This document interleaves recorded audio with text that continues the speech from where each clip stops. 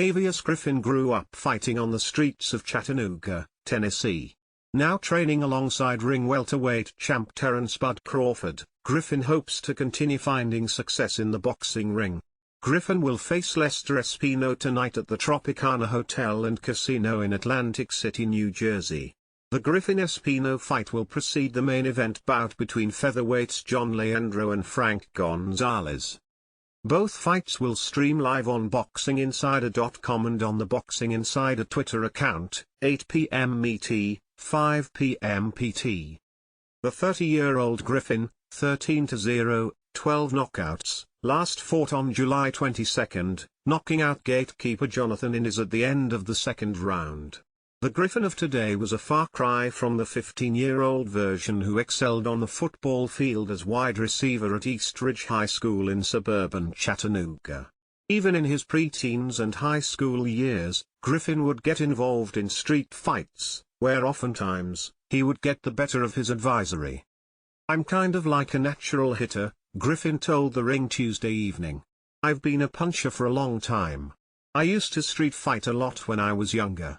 It was until I was in the amateurs, and I began to sit down on my punches.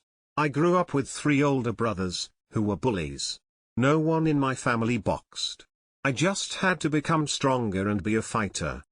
No one was really a boxing fan in my family. I just remembered my dad ordering a few pay-per-view cards in 2016 with Floyd Mayweather, and before that Roy Jones Jr. against Antonio Tarver.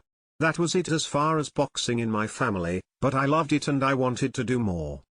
After being accepted to play college football at Pikesville State University in Kentucky, a knee injury sidelined Griffin early on. Griffin decided to delve into boxing, turning pro in June 2016 at the age of 22. Griffin recently began working with trainer Brian "Bo" McIntyre, who trains Ring Magazine and Unified World welterweight title holder Terence Crawford in Omaha, Nebraska. Crawford will be moving up in weight to challenge newly crowned Israel Madrimov on August 3 in Los Angeles.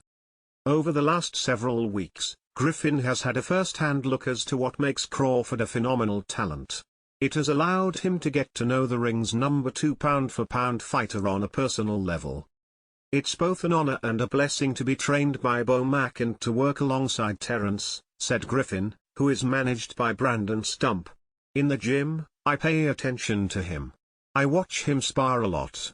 He will talk and joke and talk to the other fighters, but when it comes to work, he works very hard. What stands out about Terence is that he is always on the bags. He owns each bag he works with. On a personal level, we do strength and conditioning work together. He's a really cool guy. He's a family man. He tends to his family and he watches his kids when they do combat sports. We talk a few times and I just soak up everything he says.